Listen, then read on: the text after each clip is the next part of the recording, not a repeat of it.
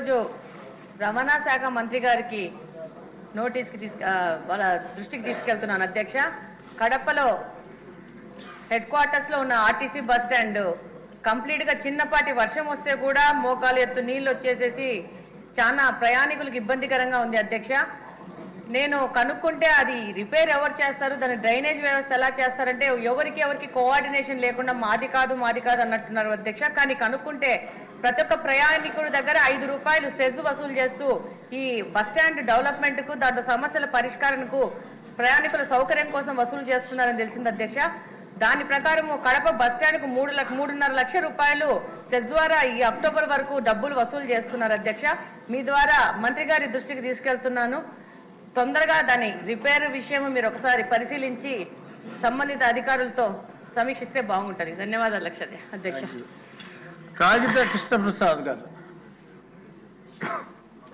క్లుప్తంగా. మా పెడ నియోజకవర్గం పూర్తిగా వ్యవసాయం మీద ఆధారపడినటువంటి నియోజకవర్గ అధ్యక్ష.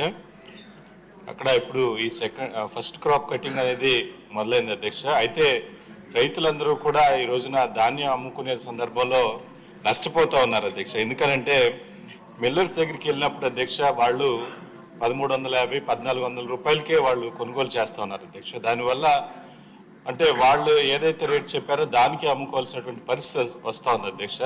దీనికి మా నియోజకవర్గం వ్యాప్తంగా కూడా పూర్తిగా కంప్లైంట్స్ వస్తూ ఉన్నాయి అధ్యక్ష. ఇప్పుడు అధికారులు మీరు తప్పకుండా మంత్రి వారిని ఆదేశించి రైతులందరికీ కూడా నష్టపోకుండా వారిని ఆదుకోవాలని చెప్పేసి మీ ద్వారా కోరుకుంటా ఉన్నారు అధ్యక్ష. Thank you. ఇప్పుడు అందరూ కడప జగన్మోహన్ అంటున్నారు, కానీ ఆయన రావట్లేదు కాబట్టి చిత్తూరు జగన్మోహన్ గారు మాట్లాడతారు. మున్సిపల్ మంత్రివర్యులకి ఒక చిన్న విజ్ఞప్తి ఏమనగా, చిత్తూరు నియోజకవర్గానికి 50 డివిజన్లు మున్సిపల్ కార్పొరేషన్ నుండి కార్పొరేషన్గా మార్చడం జరిగింది. అయితే మున్సిపాలిటీ ఎప్పటికీ డెవలప్ కాలేదు కాబట్టి ఆయనను కార్పొరేషన్ హోదా ఇచ్చారు కాబట్టి కార్పొరేషన్ ఎలా ఉండాలి అంటే కంపారిజన్ చేసుకుంటూ పోతే నెల్లూరు కానీ, ఒంగోలు కానీ, అనంతపూర్ కానీ, కడప మొన్న కడప చూస్తే చాలా అద్భుతంగా ఉంది. సో వాటన్నిటితో పోల్చుకుంటే మా చిత్తూరుని కూడా మా ముఖ్యమంత్రి గారు చిత్తూరు నుండే కాబట్టి ముఖ్యమంత్రి గారు ప్రపంచాన్నంతా చూసొచ్చి మన అమరావతిని ఎలాగైతే డెవలప్ చేయాలని ఆలోచిస్తున్నారో అదే క్రమంలో మా సొంత నియోజకవర్గాన్ని కూడా దృష్టి పెట్టి మా మున్సిపల్ మంత్రి గారిని కొన్ని నిధుల్ని సమకూరిస్తే మా మున్సిపాలిటీని కూడా కార్పొరేషన్ స్థాయికి అభివృద్ధి చేసుకుంటామని మనవి చేసుకుంటున్నా అధ్యక్ష. Thank you. కాకర్ల సురేష్ గారు. ధన్యవాదాలు అధ్యక్ష. మా ఉదయగిరి నియోజకవర్గంలో డ్రింకింగ్ వాటర్ సమస్య వల్ల ఫ్లోరైడ్ పేషెంట్స్ ఎక్కువగా ఉన్నారు అధ్యక్ష. ఓవర్ యూసేజ్ ఆఫ్ డ్రగ్స్ అవ్వచ్చు, రకరకాల రీజన్స్ తోటే సాల్ట్ వాటర్ అవ్వచ్చు, ఈ రీజన్స్ తోటే డయాలసిస్ పేషెంట్లు ఎక్కువ ఉన్నారు.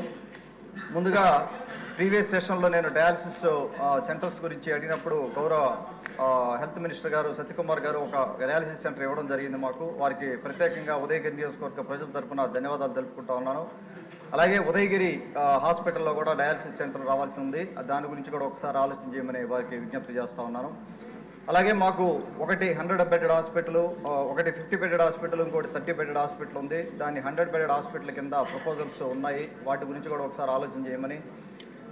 అలాగే ఉదయగిరి హాస్పిటల్లో ముఖ్యంగా జనరల్ మెడిసిన్ కానీ, జనరల్ సర్జన్ కానీ, పీడియాట్రిషియన్ కానీ డాక్టర్స్ లేరు, చాలా ఇబ్బందిగా ఉంది. మాది ఉదయగిరి నియోజకవర్గం దాదాపుగా ఒక కార్నర్ నుంచి ఒక కార్నర్కి 110 కిలోమీటర్స్ ప్రయాణం చేయాల్సిన పరిస్థితి.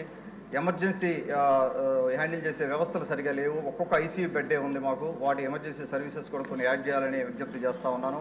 అలాగే లేబర్ రూమ్ ఒకటి చూస్తే చాలా దారుణమైన పరిస్థితిలో ఉన్నాయి. 2 హాస్పిటల్స్లో కూడా లేబర్ రూమ్స్ ఆడపడుచులకు చాలా దారుణమైన పరిస్థితి ఉంది. వాటి గురించి కూడా ఒకసారి ఆలోచన చేయమని గౌరవ హెల్త్ మినిస్టర్ సత్యకుమార్ గారికి విజ్ఞప్తి చేస్తా ఉన్నాను.